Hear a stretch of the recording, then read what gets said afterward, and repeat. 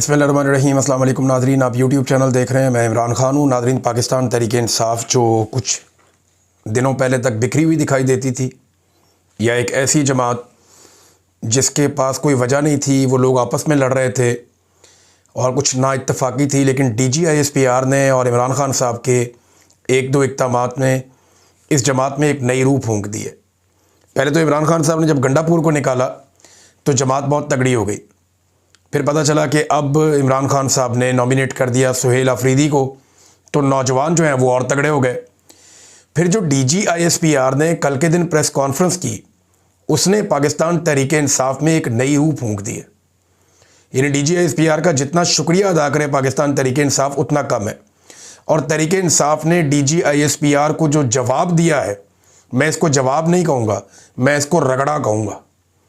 वजह यह है कि उन्होंने एक एक हकीकत निकाल के सामने रखी। देखिए, DGISPR पाकिस्तान के सबसे ज़्यादा बजट लेने वाले इदारे, पाकिस्तान के सबसे बड़े इदारे, पाकिस्तान की फ़ौज के तर्जुमान है, तो उनके कांधों पे बहुत बड़ी जिम्मेदारी है। वो जब बात करें तो उन्हें फैक्ट के साथ करनी चाहिए।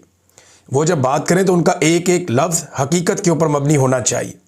जज्बाती तकारीर सियासतदान करते हैं, बच्चे करते हैं, सोशल मीडिया पे आप कर सकते हैं, लेकिन आप सहाफ़ियों को बिठाकर प्रेस कॉन्फ्रेंस में, जहां पूरी दुनिया आपको सुनती है, आप जज्बाती तकारीर नहीं कर सकते। आप इधर उधर की बात मिक्स नहीं कर सकते। आपको हक़ाइक़ के ऊपर बात करनी होती है। हम सारे ये समझ रहे थे कि DGISPR आएंगे और आकर जो अफगानिस्तान के ऊपर अटैक किया गया उस पर बात करेंगे, अपनी पॉलिसी देंगे, लेकिन वो इमरान खान के खिलाफ प्रेस कॉन्फ्रेंस करके चले गए। सारी की सारी प्रेस कॉन्फ्रेंस ऐसा लग रहा था कि सियासत है, सियासी प्रेस कॉन्फ्रेंस है। बल्कि इस्लामाबाद से DGISPR अपने सहाफ़ियों को लेकर आए पेशावर। भाई, अगर आपने पेशावर में प्रेस कॉन्फ्रेंस करनी थी तो पेशावर के और खैबर पख्तूनख्वा के सहाफ़ियों को मौका देते ना, वो बात कर लेते, आप उन्हें जवाब दे देते उनके सवालात के। लेकिन बजाय इसके कि खैबर पख्तूनख्वा या पेशावर के सहाफ़ियों को फेस करते, उन्होंने ज़्यादातर अपने सहाफ़ी साथ इस्लामाबाद से लेकर आए, जिनके साथ वो कंफर्टेबल रहते हैं। तो अगर सहाफ़ी अपने साथ ही लेकर आने थे तो वहीं कर लेते जहाँ पे सहाफ़ी भी थे, आप भी थे। इतना खर्चा करने की क्या ज़रूरत थी। बहरहाल, ये एक पैगाम देने के लिए आए थे कि गंडापुर चला गया, लेकिन हम मौजूद हैं। और गंडापुर से तो बड़े वादे वूदे किए जा रहे हैं और नए वज़ीर आला के रास्ते को रोका जा रहा है, लेकिन DGISPR से इतनी कमज़ोर और ऐसी बग़ैर दलील के प्रेस कॉन्फ्रेंस की मुझे तवक्को नहीं थी। यानी आज तक की अगर प्रेस कॉन्फ्रेंसेज आप निकाल कर देखें, इन्होंने झूठा साबित कर दिया पाकिस्तान तहरीक इंसाफ ने DGISPR को सबूतों के साथ। यानी उन्होंने दिखाया जनाब के एक जिम्मेदार ऑफिसर होने के बावजूद सिर्फ जज्बाती तकरीर की है और काफ़ी धमकी आमेज लहजा था उनका, और जिसकी कीमत आज या कल ये इस इदारे को चुकानी पड़ेगी। जबकि PTI ने एक एक अखबारी तराशा, वज़रा के बयानात, जो PDM के बयानात हैं वो सारे, इमरान खान साहब के बयानात, जनरल बाजवा के बयानात और तारीख़ी वाक़यात की अखबारी रिपोर्टिंग्स निकाल निकाल कर, हाईलाइटर लगा लगा के उन्होंने साबित किया कि DG साहब आप झूठ बोल रहे हैं। इतने बड़े इदारे के तर्जुमान की जानिब से इतनी सतही और कमज़ोर और बग़ैर दलील और सबूत के बात करने की मुझे बिल्कुल तवक्को नहीं थी। अब मैं कुछ चीज़ें आपके सामने रखता हूँ। DGISPR का एक बयान है, हमें वो सूबाई हुकूमत कबूल नहीं जो दहशतगर्दी के खिलाफ ऑपरेशन में हमायत ना करे। हमें वो सूबाई हुकूमत कबूल नहीं। क्यों जी? आप कौन हैं? आप एक सरकारी ऑफिसर हैं। अवाम के पैसों से आपको तनख्वाह मिलती है जिससे आपका घर चलता है। आप रिटायर हो जाएंगे, एक और सरकारी ऑफिसर आ जाएगा। ये मुल्क पाकिस्तानियों का 25 करोड़ लोगों का। वो फैसला करेंगे कि इस मुल्क की पॉलिसी कौन बनाएगा, और वो अपना फैसला वोट के ज़रिए से करके जिसको लेकर आएंगे वो पॉलिसी बनाएगा। अब ऑपरेशन की हमायत करे या मुखालफत करे, ये हक हासिल है पॉलिटिकल गवर्नमेंट को, सियासी जमातों को, सियासी हुकूमतों को। ये हक हासिल है कि वो जो पॉलिसी चाहे वो बनाए। किसी इदारे को पॉलिसी बनाने का हक हासिल नहीं है, वो बना नहीं सकते। और आपसे कबूलियत मांगी किसने है? यानी इससे फ़र्क क्या पड़ता है? आपके टोटल इदारे के सारे वोट भी इकट्ठे कर लें, 5-7 लाख वोट है, और वो सारे के सारे इमरान खान को पढ़ते हैं। अभी तो फौज के अंदर सर्वे करवा कर देख लें, 90% फौजी इमरान खान के साथ खड़े। उन्हें पता है कि उनके साथ मिलिट्री एस्टेब्लिशमेंट ज्यादती कर रही है। तो उन्होंने कहा जी हमें वो सूबाई हुकूमत कबूल नहीं। आप जुर्रत चेक करें, आप दिलेरी चेक करें आपके, हमें कबूल नहीं है। ये तो कभी आमरों ने ऐसी बातें नहीं की, डिक्टेटरों ने ऐसी बातें नहीं की जैसी DGISPR करके चले गए कि हमें वो सूबाई हुकूमत कबूल नहीं है। भैया आपका हैसियत क्या है आपकी? आप कैसे कह सकते हैं कबूल है या नहीं है? आप नहीं कर सकते इस पे बात। जो दहशतगर्दी के खिलाफ ऑपरेशन में हमायत ना करे, भाई उनकी मर्जी है वो करें हमायत या ना करें। वो मुखालफत करना चाहें तो मुखालफत भी कर सकते हैं, उनकी अपनी पॉलिटिकल राय है। आप उससे इत्तफाक करें, इख्तलाफ करें, लेकिन आपको करना वही पड़ेगा जो आपको पॉलिटिकल गवर्नमेंट कहेगी। और इमरान खान की राय जो है वो पाकिस्तान का वज़ीर आज़म है, एक्चुअली तो वो है जिसको सारे लोगों ने वोट डाला। ये तो आपने छीन लिया, जाली फॉर्म 47 देकर उससे उसका आपने हक छीना। बहरहाल ये एक सबूत के तौर पे ये बयान हमेशा मौजूद रहेगा और ये हॉन्ट करता रहेगा ये बयान पाकिस्तान की फौज को। ये मेरी बात आप आज लिख कर रख लें। नाज़रीन, ये एक जनरल तारिक खान साहब हैं, lieutenant general retired Tariq Khan साहब। उन्होंने भी स्टेटमेंट देते हुए कैटेगोरिकली कहा कि इंटेलिजेंस एजेंसियां जो हैं पाकिस्तान की, वो वापस लेकर आए तालिबान को, TTP को। और पाकिस्तान तहरीक इंसाफ ने और मुराद सईद ने इसकी शदीद मुखालफत की थी, लेकिन ये वापस लेकर आए। ये बात एक रिटायर्ड लेफ्टिनेंट जनरल कह रहा है और बाकी भी कह रहे हैं। कुछ तराशे जो पाकिस्तान तहरीक इंसाफ ने सामने रखी है, उसके अंदर ये एक खबर मेरे सामने है और ये है अगस्त 12, 2022 की। इस खबर में, ये 2022 की खबर है और अगस्त की खबर है। एज फाइटर्स रिटर्न के, अब क्योंकि लड़ाका लोग वापस आ रहे हैं, ये अगस्त 2022 में। इमरान खान की अप्रैल में हुकूमत चली गई, मई, जून, जुलाई, अगस्त, 4 महीने के बाद दहशतगर्दों के वापस आने पे ये खबर छपती है और इसमें कहते हैं पाकिस्तानियों को डर लग गया है कि तालिबान वाला माहौल दोबारा बनने जा रहा है। General Bajwa assures taking parliament into confidence on तरीके तालिबान पाकिस्तान टॉक्स। जनरल बाजवा ने यकीन दिलाया कि वो पार्लियामान को तालिबान के साथ बातचीत पर एतमाद में लेंगे। ये खबर कब की है? ये नवंबर 9, 2021 की है, जब जनरल बाजवा ने यह प्लान बनाया था और उन्होंने कहा था, ये अखबारात में लिखा हुआ, इनमें किसी पे केस नहीं किया, ना बाजवा ने ना किसी और ने।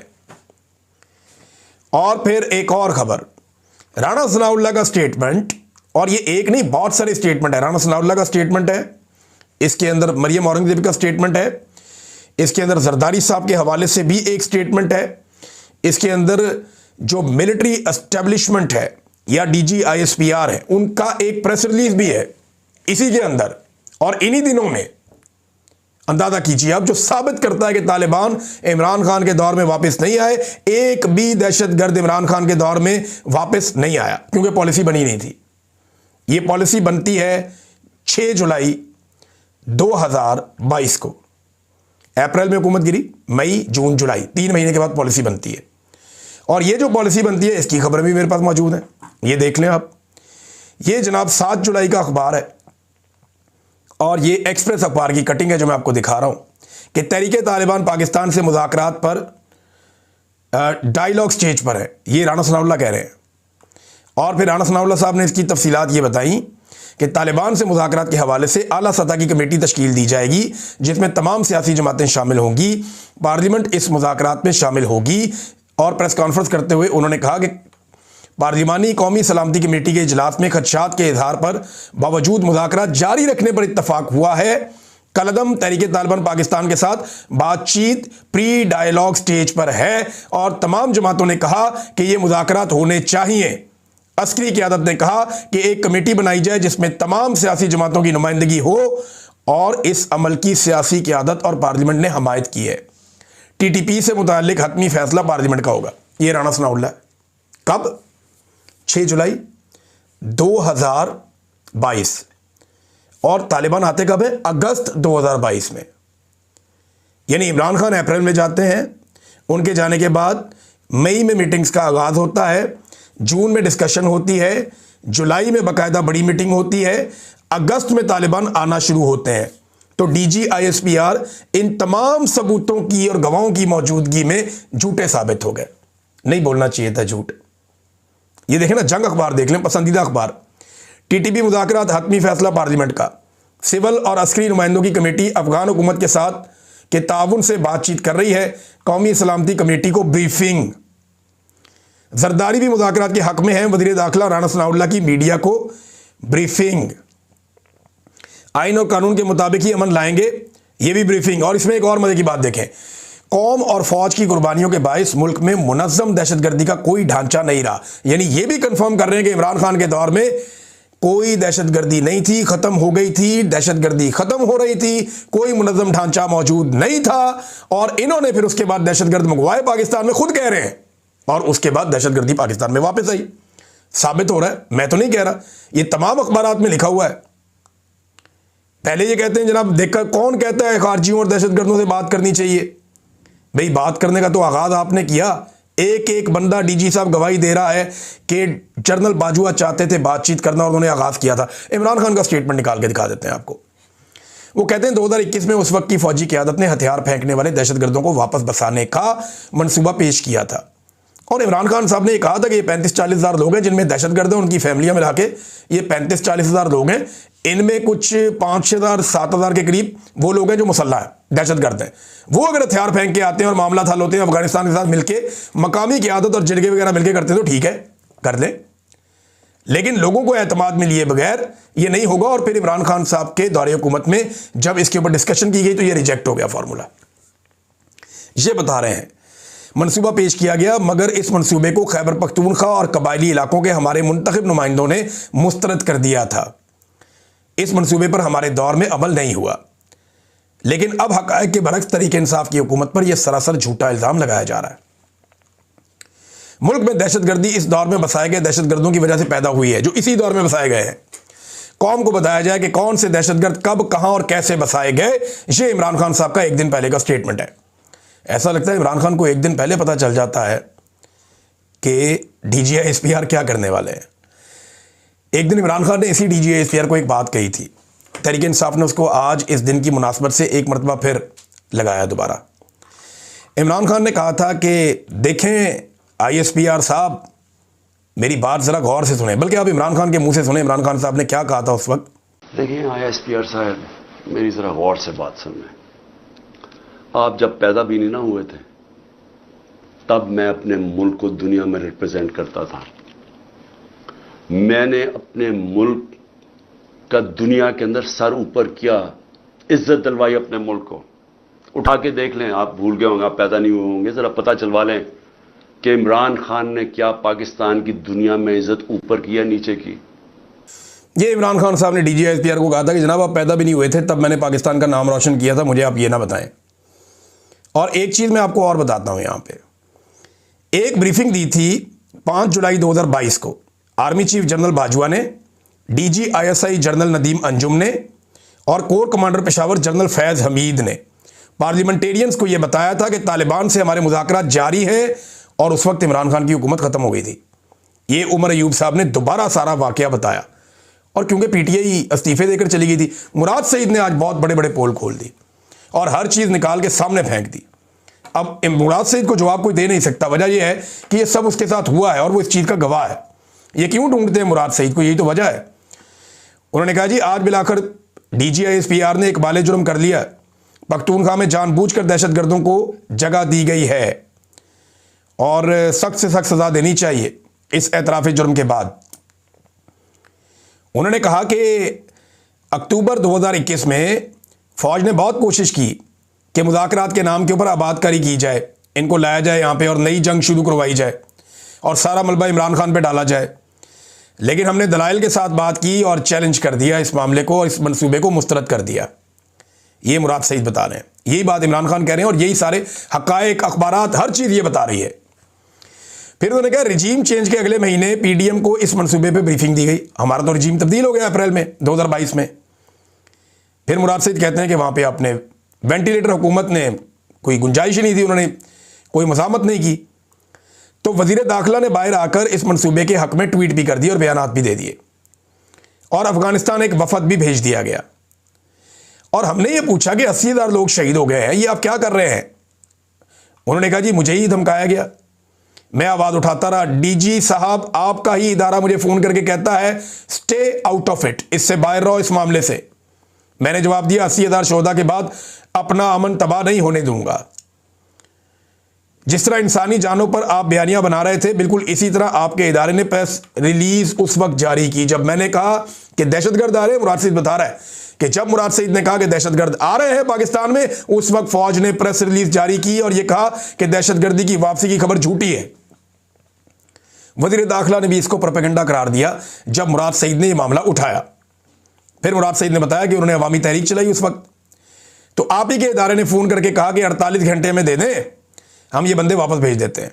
और हैरान कुन तौर पे ये बंदे सवाल से 48 घंटों में निकल गए। अच्छा, इस वक्त मेरी मुराद सईद से बात भी हुई थी। जब मुराद सईद ने मुझे बताया था कि मुझे 48 घंटे का टाइम मेरे से मांगा गया है और भाई लोगों ने मांगा है। भाई लोग बोलते हैं इनको, ISI वालों को और फौजियों को। इन्होंने मेरे से 48 घंटे का टाइम मांगा है और ये कह रहे हैं कि स्वाट से ये तालिबान निकल जाएंगे, TTP वापस चली जाएगी। तो बाद में मैंने मुराद सईद से पूछा तो उन्होंने मुझे बताया था कि वाकई वो वहां से चले गए, लेकिन वो दीर के पहाड़ों पे जाके कहीं रुक गए। यहां पे भी मुराद सईद ने यही कहा। उन्होंने कहा जनाब बाद में दीर की पहाड़ों तक पहुंचे, मैंने फिर एहतजाज की कॉल दी, तो फिर ISPR और ISI का मुझे फोन आया कि स्वाट से तो निकल गए हैं, अब तुम मुल्क के ठेकेदार ना बनो। तो फिर मैं अमन का ठेकेदार बन गया और आखिरी बंदा निकलने तक सड़कों पे रहा। मुझे मुराद सईद ने बताया था कि पुलिस नीचे जाती थी, पहाड़ों के ऊपर तालिबान जाते थे और उनको ऑर्डर आया हुआ था। उन्होंने एस्टेब्लिशमेंट के कहने के ऊपर वापस अफगानिस्तान में वो दाखिल हो गए, तो एस्टेब्लिशमेंट उनको पाकिस्तान में लेकर आ रही थी। मैंने उस दौर में इस पर वीलॉग भी किया था, मैं गवाह हूं इस बात का। मुराद सईद बिल्कुल ठीक कह रहा है। अब मुराद सईद का कहना है, उन्होंने बताया किस तरीके से फिर तालिबान लाए गए, हमने मुजाहरे किए, हमने बहुत कुछ किया, फिर मेरे ऊपर आप लोगों ने सारा मलबा डाल दिया और मुझे कहा जनाब कि इसको पकड़ लो, इसको गिरफ्तार कर लो। 9 मई से पहले ही मुझे जो है वो बहुत ज़्यादा रोला डाल दिया गया था मेरे बारे में। फिर उन्होंने कहा फिर तुम जनाजों पर जज्बाती बयानात बनाओ, झूठ बोलो, मगर बच के आंसू बहाओ, मगर ये मेरी कौम तुम्हारी हवस की भेंट चढ़ते चढ़ते थक चुकी है। ये मेरे लोग तुम्हारी ताकत को दबाम देने के लिए बहुत बली चढ़ चुके हैं। मेरे हर पाकिस्तानी शहरी, हर जवान का खून तुम्हारे हाथों पर है। मजीद हम गरीबों के बच्चे तुम्हारी जंगों का ईंधन क्यों बने? जिन कदमों से लेकर आए हो उन्हीं पैरों वापस भिजवा दो। जैसे फैलाया है वैसे ही समेट लो। बहुत हो गई ये अदाकारियां तुम्हारी, रियाकारियां। ये मुराद सईद का स्टेटमेंट है। पाकिस्तान तहरीक इंसाफ ने भी इसी तरह ये सारा कुछ बताया और उन्होंने कहा कि जनाब हमारे दौरे हुकूमत में तो हुआ ही कुछ नहीं था, बल्कि जनरल बाजवा ने एक इंटरव्यू दिया, बातचीत की मालिक से, जो मालिक साहब हैं जर्नलिस्ट। तो जनरल बाजवा ने कहा कि मेरी रिटायरमेंट तक भी तालिबान जी है उनकी वापसी नहीं हुई थी। हालांकि बाजवा ने झूठ बोला, तालिबान अगस्त सितंबर में वापस आ रहे थे पाकिस्तान में। जनरल बाजवा नवंबर में रिटायर हुए थे, झूठ बोला। लेकिन जनरल बाजवा ने तो ये तक कह दिया कि मेरे दौर में तो वापस ही नहीं आए, ये तो आसिम मुनीर के दौर में वापस आए। ये बात जनरल बाजवा ने कही मालिक साहब से। जावेद हाशमी साहब ने भी इस पर रद्दमल दिया, उनके ऊपर मुकदमा भी दर्ज हो गया। सायरा बानो साहिबा ने बड़ा जबरदस्त सवाल उठाया। DGISPR ने कहा जी कि सिंध में और पंजाब में दहशतगर्दी क्यों नहीं है? बहुत दहशतगर्दी हुई इन दोनों जगह पे भी माजी में, पॉलिसीज के नतीजे में। लेकिन उन्होंने सवाल बड़ा अच्छा उठाया। उन्होंने कहा जनरल अयूब ने अमेरिका को जो पहला अड्डा दिया वो पंजाब में था या सिंध में? जनरल ज़ियाउल हक ने अमेरिका के लिए मुजाहिदीन का जो बेस कैंप बनाया, पंजाब को बनाया या सिंध को बनाया? जनरल मुशर्रफ के ताउन से अमेरिका ने ड्रोन हमले पंजाब में किए या सिंध में किए? जब ये सारा गंद आपने डाला खैबर पख्तूनख्वा में तो दहशतगर्दी वहीं आएगी ना। वैसे बलूचिस्तान का जिक्र क्यों नहीं करते DGISPR? बलूचिस्तान के ऊपर तो कई दहाइयों से आपकी अपनी हुकूमत है, कई दहाइयों से आपका अपना कंट्रोल है। 70 की दहाई से लेकर आज तक बलूचिस्तान आपने अपने कंट्रोल से बाहर जाने कब दिया है? फौज का बिला किसी और की शराकत के मुकम्मल कंट्रोल है बलूचिस्तान और वहां की हुकूमत पे हमेशा से।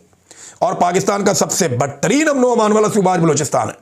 बलूचिस्तान में सिर्फ 2-3 चीज़ों को अमान है।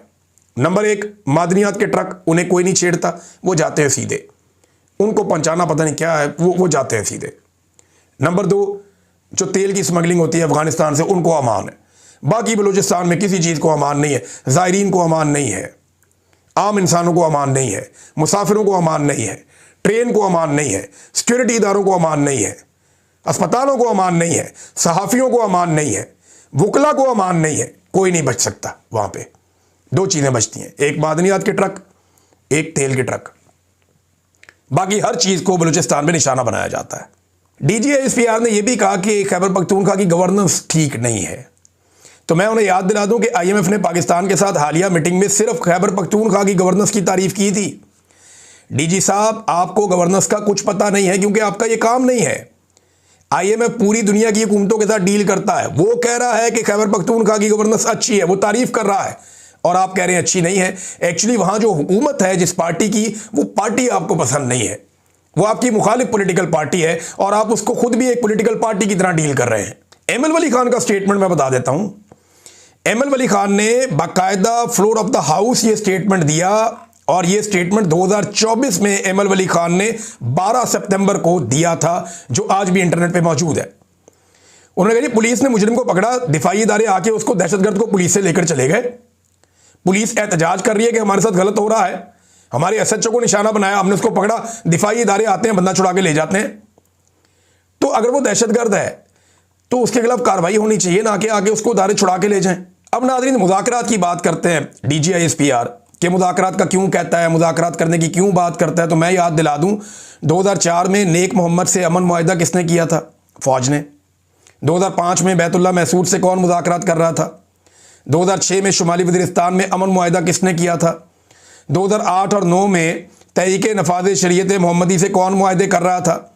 अब ये सारी चीज़ों का इल्ज़ाम तो आप इमरान खान पे नहीं लगा सकते, ये काम तो खुद आप लोग कर रहे थे। दूसरी जानिब नाज़रीन, अब अजीबोगरीब किस्म के बहाने बनाए जा रहे हैं, और ये कहा जा रहा है कि जनाब क्योंकि अली अमीन गंडापुर ने हाथ से लिखकर इस्तीफ़ा नहीं दिया, लिहाजा ये इस्तीफ़ा मंजूर नहीं किया जाएगा। तो आपकी खिदमत में पेश कर देते हैं एक इस्तीफ़ा उस्मान बुज़दार का, और दूसरा इस्तीफ़ा नवाब सनाउल्लाह ज़हरी का। एक ने इस्तीफ़ा दिया था बलूचिस्तान में, और एक ने दिया था पंजाब में, और इन दोनों का इस्तीफ़ा टाइप करके दिया गया था, और नीचे सिर्फ इन्होंने अपने अपने दस्तखत किए थे, और ये दोनों इस्तीफ़े मंजूर हो गए थे। तो गंडापुर के इस्तीफ़े की दफ़ा आप ये नहीं कह सकते कि क्योंकि हाथ से नहीं लिखा लिहाजा मंजूर नहीं होगा। नाज़रीन, DGISPR ने एक बात कही, और उस पर पाकिस्तान तहरीक इंसाफ ने सिर्फ एक फ़ोटो चिपका दी। बात DGISPR ने कही और फ़ोटो लगा दी पाकिस्तान तहरीक इंसाफ ने। वो बात मैं आपको सुनाता हूँ और वो फ़ोटो आपको दिखाता हूँ। ये ज़रा देखिए आप कि DGISPR क्या कह रहे हैं, और उसके ऊपर तहरीक इंसाफ ने फ़ोटो कौन सी लगाई है, फिर आप बताइएगा कि ये सूट करती है या नहीं। किसी फर्द वाहिद को ये इजाज़त नहीं दी जा सकती कि वो अपनी ज़ात और अपने मफाद के लिए पाकिस्तान और खैबर पख्तूनख्वा के गयूर और बाइज़्ज़त अवाम की जान, माल और इज्जत का सौदा करें। हाँ जी, देखिए आपने तस्वीर। तो अब तक के लिए इतना ही, अपना ख्याल रखिएगा, अपने इस चैनल का भी। अल्लाह हाफ़िज़।